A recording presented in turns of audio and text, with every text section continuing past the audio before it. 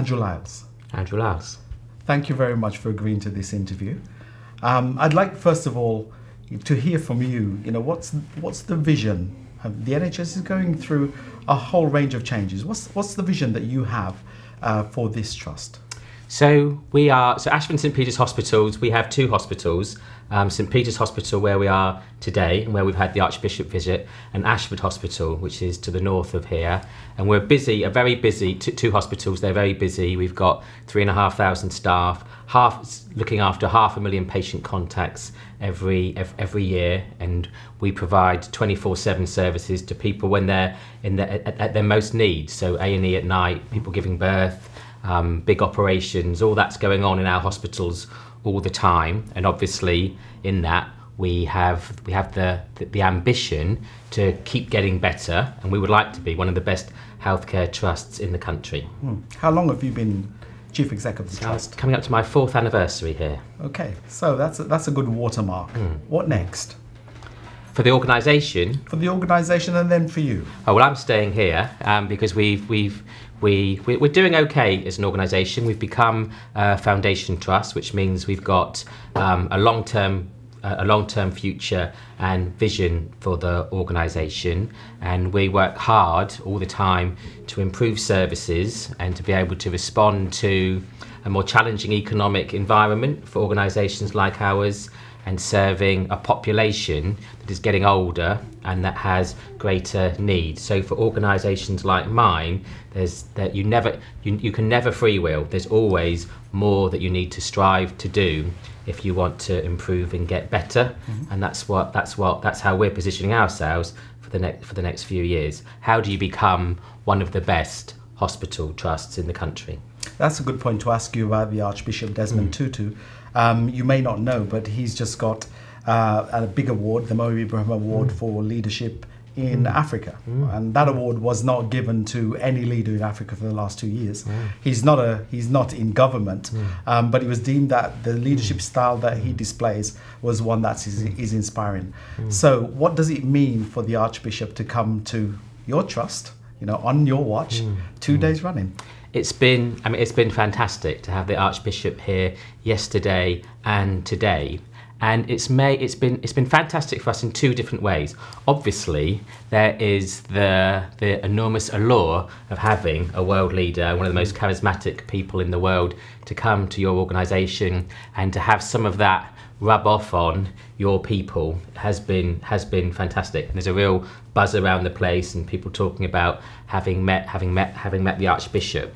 But also yesterday with the Tutu Foundation, we ran a whole day long workshop with members, with a cross section of our staff and some important local stakeholders and partners, where we got to the heart of thinking, what do we need to do going forward to be one of the best healthcare trusts in the country on the agenda around equality and diversity and fairness, which is a big responsibility of mine. We've made good progress. As you know, we've worked together around the BME agenda, and we've made good progress. But if our ambition is to be one of the best healthcare trusts in the country, we need to be one of the fairest, and one that gives the most opportunity to all of our staff.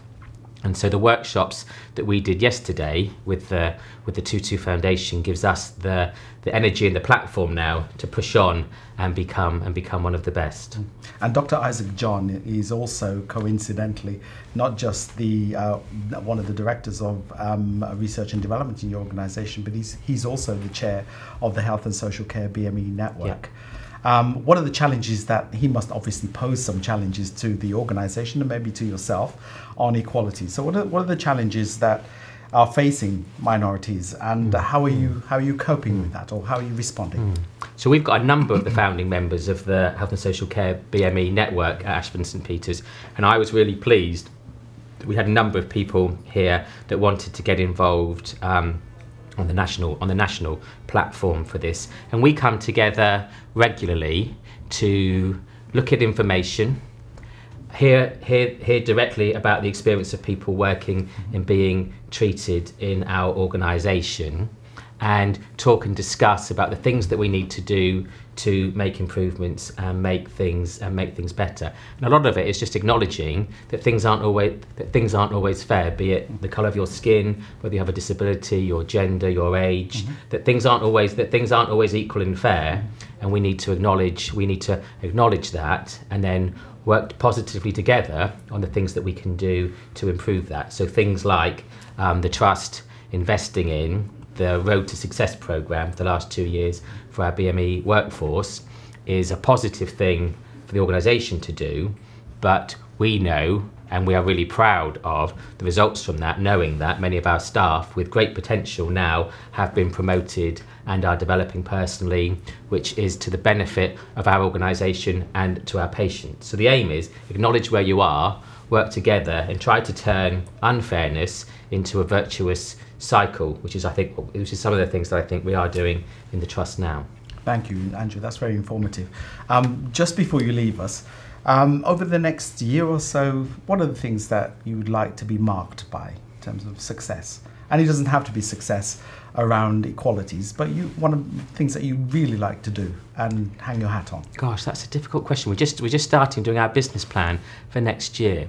I think the thing that I would like us to really make progress on is about delivering good, compassionate care to our patients, particularly with a view to the nature of our patients now is changing. Our patients get older and frailer and in greater need.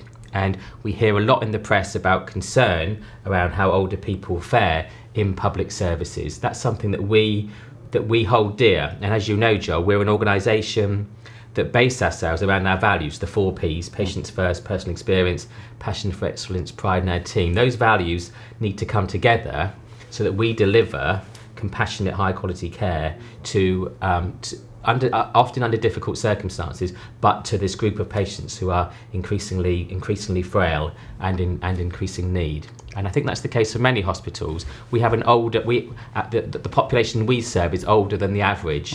So organisations like ours need to be at the forefront of looking after very old people.